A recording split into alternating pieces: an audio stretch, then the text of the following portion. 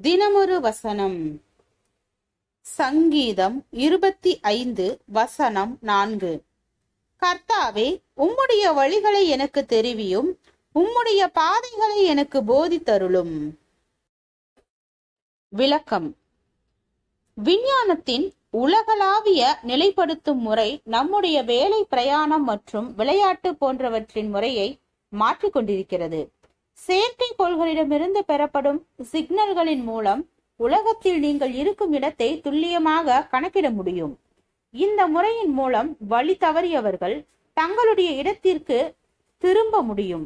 ஒரு வாகன ஓட்டி அறிமுகம் இல்லாத ஒரு நகரத்தில் தன் இடத்தை கண்டுபிடிக்க முடியும், அல்லது மீனவர்கள் மீன் அதிகமாக கிடைக்கும் இடத்தை கண்டுபிடிக்க முடியும். உண்மையில் அது வானத்திலிருந்து வரும் வழி நடத்துதல் என்று கூறலாம். ஆனால் செயற்கைக்கோள்களின் செயலாற்றலை நம்பி அதன்படி செயல்படுபவர்களுக்கு மட்டுமே அது பயனளிக்கிறது. இந்த விஞ்ஞான உண்மையை நம்பாத ஒருவர் நான் இருக்கும் இடத்தை இது சரியாக கூற முடியாது என்று கூறுகிறார்.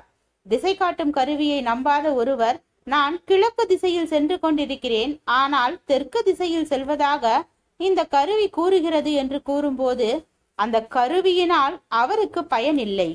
அதை போலவே வேதாகமத்தின் வார்த்தையை விசுவாசித்து அதற்கு கீழ்ப்படியும் போது மட்டுமே நாம் தேவனுடைய வழிநடத்துதலை பெற முடியும். சாந்த குணம் உள்ளவர்களை நியாயத்திலே நடத்தி சாந்த குணம் உள்ளவர்களுக்கு தமது வழியை போதிக்கிறார்.